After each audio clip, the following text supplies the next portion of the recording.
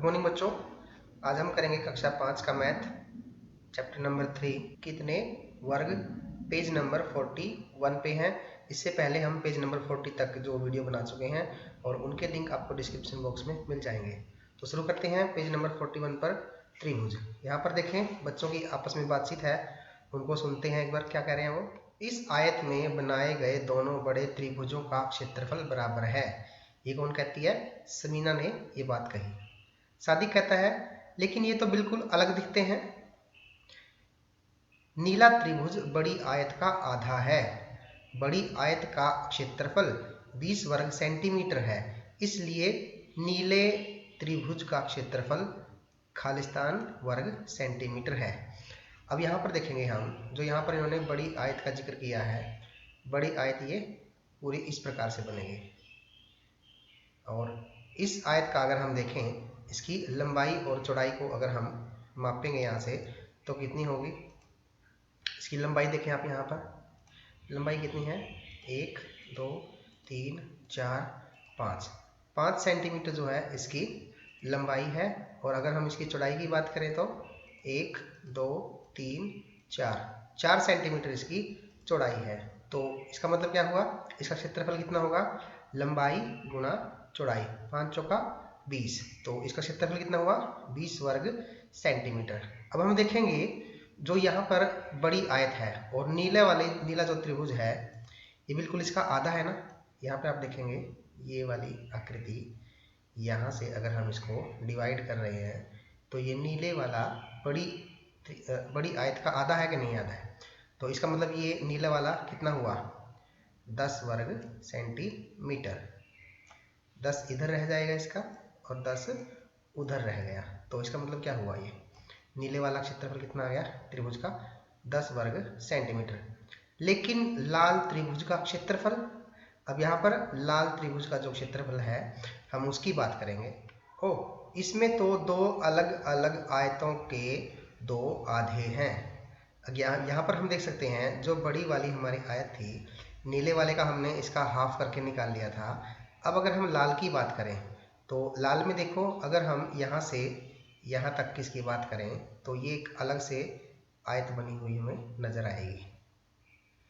ये देखिए ये वाली एक आयत हमें नज़र आ रही है और ये क्या है? ये इधर वाली का बिल्कुल आधा दिखाई दे रहा है ना।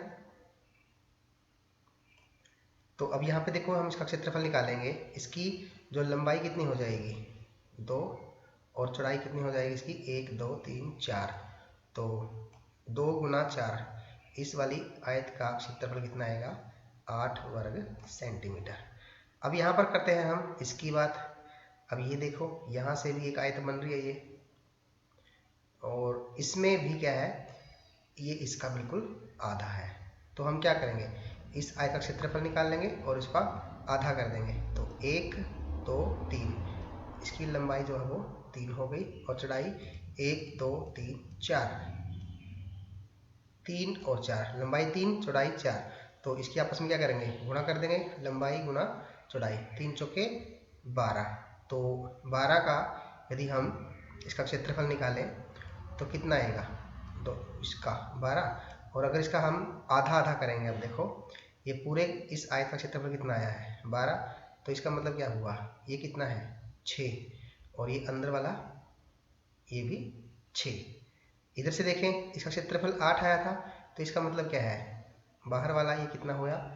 4, और ये भी कितना हो गया? 4। अगर बात करें अब हम इसके अंदर अंदर की, तो अंदर अंदर में देखेंगे ये वाला भाग हमारा कितना आया था? 4, और ये कितना आया था? 6। तो अब हम देख सकते हैं जो इस आकृति के अंदर का भाग हमारा वो क्षेत्रफल है वो निकल चुका है। इतना इतना कितना था? 4 था, और ये वाला था हमारा 6, और अगर दोनों को हम मिला देंगे तो कितना हो गया? 10। तो इसका मतलब हम कह सकते हैं कि लाल त्रिभुज का क्षेत्रफल भी कितना हुआ? 10। अब इस बात से क्लियर हो गया कि जो दो हमारी इसके अंदर त्रिभुज दी गई थी, उन दोनों का क्षेत्रफल क्या है? बराबर है। नीले वाले का कितना आया? 10, और लाल वाले का भी कितना आया? 10। तो मेरे ख्याल से इतना समझ आ गया होगा आपको। हाँ, तुम ठीक कह रहे हो। और तुम्हें पता है तुम ऐसे अनेक त्रिभुज जिनका क्षेत्रफल 10 वर्ग सेंटीमीटर हो इस आयत में बना सकते हो, कोशिश करके देखो। ऐसे कुछ और त्रिभुज ढूंढने में सादिक की मदद करो, कम से कम ऐसे 5 त्रिभुज और बनाओ। अब नीचे आते हैं, देखो आकृति को पूरा करो। यहाँ पर आकृति दी गई है। सुरुचि ने एक आकृति की 2 भुजाएं बनाई है। उसने आसिफ से उसकी 2 भुजाएं और बनाकर उसे पूरा करने को कहा है, जिससे कि इसका क्षेत्रफल 10 वर्ग सेंटीमीटर हो। अब यहाँ पर देखो, इन्होंने 2 भुजाएं खींच रखी है, एक ये वाली है और एक ये वाली है। यहाँ से उन्हें एक 2 भुजाएं और बनानी थी, जिससे इस आकृति का क्षेत्रफल 10 वर्ग सेंटीमीटर हो जाए।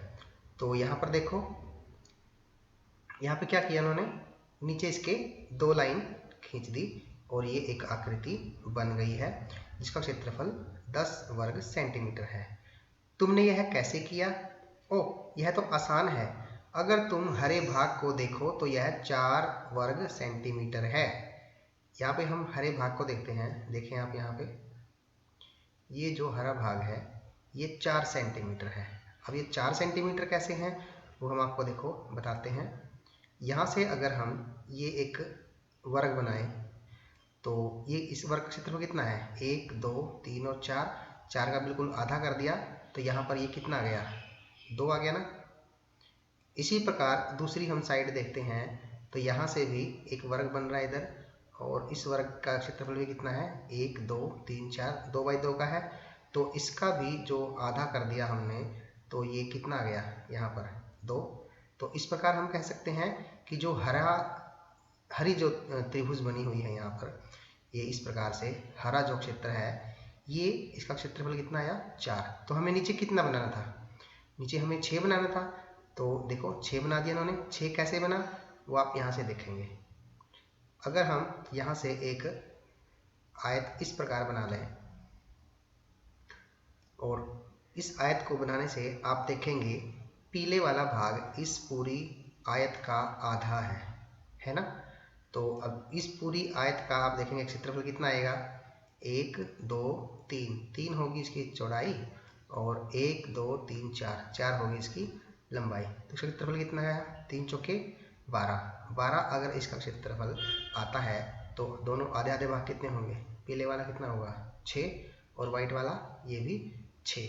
तो 4 और 6 दोनों मिलके कितना हो गया, 10 वर्ग सेंटीमीटर। तो ये इसका आंसर है। तो ये कहता है कि इससे पता चलता है कि जो मेरी इस आकृति का क्षेत्रफल है वो 10 वर्ग सेंटीमीटर है। क्या वह सही है, चर्चा करो। बिल्कुल सही है, इन्होंने बिल्कुल सही बनाया है। समझाओ कि आकृति का हरा भाग 4 वर्ग सेंटीमीटर और पीला भाग 6 वर्ग सेंटीमीटर कैसे है। यह भी हमने आपको करके बता दिया है। अगर समझ में नहीं आए तो वीडियो को दोबारा से देख सकते हैं। अगले पेज पे चलेंगे, 43 नंबर पे। ओह, मैं इसे किसी और तरह से कर रही थी। अगर तुम इसे इस तरह बनाओ तो भी क्षेत्रफल 10 वर्ग सेंटीमीटर ही रहेगा। अब यहाँ पर देखिए, इस गुड़िया ने एक आकृति और इस प्रकार से बना दी कि इसका क्षेत्रफल भी 10 वर्ग सेंटीमीटर है। अब क्या सुरुचि ठीक है? नीले भाग का क्षेत्रफल कितना है, समझाओ। अब ऊपर वाले का तो हमने कर लिया था, ऊपर वाले का कितना था, 4। अब नीचे वाले का 6 है या नहीं, तभी तो ये 10 बनेगा ना, अगर नीचे नीले वाला 6 होगा तो। इस आकृति को पूरा करने के लिए क्या तुम कुछ और तरीके सोच सकते हो? अपने आप कुछ और तरीकों से कोशिश करके देखो। अब घर पर अपने दोस्तों से इसे हल करने को कहो। जब भी घर पर मेहमान आते हैं मैं उन्हें इसे हल करने को कहती हूँ, पर वे दूर क्यों भागते हैं। अब पता नहीं वो क्यों भागते हैं, लेकिन हम आपके लिए इस पहेली को सॉल्व करेंगे। आपको बताएंगे कि नीचे वाला जो नीला भाग है वो कितना है। ऊपर वाला हम कर चुके हैं, ऊपर वाला 4 था। अब नीचे की बात करते हैं हम। नीचे देखेंगे, यहाँ से लेके हम एक आयत बनाते हैं इधर लेफ्ट साइड में। अब लेफ्ट साइड में देखेंगे जो ये आयत बनी है इसका क्षेत्रफल कितना आएगा, और इस आयत को देखो यहाँ से बीचों बीच आधा किया हुआ है। तो हम क्या करेंगे, इसका क्षेत्रफल निकाल लेंगे और आधे आधे भाग को हम डिवाइड कर देंगे। तो इसकी लंबाई कितनी बनेगी, 2 सेंटीमीटर। चौड़ाई कितनी बनेगी, 3 सेंटीमीटर, सॉरी इसकी लंबाई बनेगी 2 सेंटीमीटर और चौड़ाई बनेगी 3 सेंटीमीटर। तो 2 तिया 6, इसका क्षेत्रफल कितना आया 6। तो वाइट वाला भाग कितना हुआ 3 और नीले वाला कितना हुआ 3, दोनों आधे आधे है ना। अब हम दूसरी साइड से देखते हैं, दूसरी साइड में भी इसी प्रकार से एक आयत बनी और आयत बनने पर भी इन दोनों का क्षेत्रफल भी कितना ही आएगा। यहाँ पर लंबाई 2 चौड़ाई 3, क्षेत्रफल हुआ 6 वर्ग सेंटीमीटर। तो 6 में वाइट वाला कितना आ गया 3 और नीले वाला 3। तो हम कह सकते हैं नीले भाग का क्षेत्रफल कितना हो गया 3 और 3 मिला के 6, और ऊपर हमारा 4 था ही क्योंकि 2 ये इधर से था और 2 इधर से था, है ना। ये हमने देखा था पीछे। तो ये 4 हो गया, 4 का आधा आधा, और ये भी 4 था, 4 का आधा आधा। तो 4 ऊपर से हो गया, 6 नीचे से, टोटल हो गया 10। तो इस आकृति का क्षेत्रफल भी 10 वर्ग सेंटीमीटर रहेगा। तो ये बिल्कुल ठीक है। अभ्यास का समय अब आप देखेंगे यहाँ पर पेज नंबर 43 पे दिया है अभ्यास का समय। यह आकृति की एक भुजा है। आकृति को इस तरह से पूरा करो कि इसका क्षेत्रफल 4 वर्ग सेंटीमीटर हो जाए। अब यहाँ पर आपके लिए एक पहेली है, ये आप इसको सॉल्व करेंगे। यहाँ पर इन्होंने एक रेखा दी गई है और इस रेखा से आपको क्या बनाना है, आप इस तरह से इसको पूरा करेंगे कि इसका जो क्षेत्रफल है वो 4 वर्ग सेंटीमीटर बन जाए। तो कैसे करेंगे, यहाँ पर देखें आप, अगर हम इस आकृति को यहाँ से यहाँ मिला देते हैं, ठीक है, और क्या करेंगे, इसको हम यहाँ से इसको बिल्कुल सीधा मिला देंगे, तो ये एक त्रिभुज बन जाती है। अब हम यहाँ पर देखेंगे जो इस प्रकार की आकृति है ये, अब देखिए यहाँ पर एक वर्ग बन गया है और वर्ग एक इधर बना देंगे हम, ये देखिए। अब हम इसका क्षेत्रफल निकालते हैं। इस वर्ग का क्षेत्रफल कितना होगा, 2 ही इसकी लंबाई है, 2 ही इसकी चौड़ाई है। तो 4 और 4 का अगर हम आधा करें, 2 इधर रह जाएगा, 2 इधर रह गया। इसी प्रकार ये भी वर्ग इसी के समान है, तो इसका क्षेत्रफल भी 4 आएगा, 2 इधर 2 इधर, क्योंकि ये इस 4 का आधा आधा कर दिया हमने। तो अब बीच वाली जो आकृति बनी हमारी ये त्रिभुज, इसका क्षेत्रफल कितना हो गया 4। तो ये हमें सिद्ध करना था कि इसका क्षेत्रफल 4 वर्ग सेंटीमीटर हो जाए। तो ये इस प्रकार से आकृति पूरी हो चुकी है। दूसरा क्वेश्चन देखेंगे आप, यहाँ एक आकृति की 2 भुजाएं दी गई है।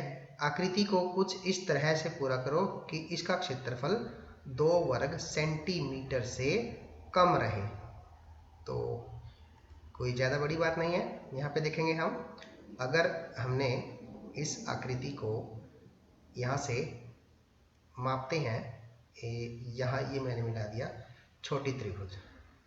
अब इसका क्षेत्रफल देखें आप, क्या आ रहा है, ये एक वर्ग बन गया और इसका आधा आधा बन रहा है, तो ये कितना हो गया आधा सेंटीमीटर।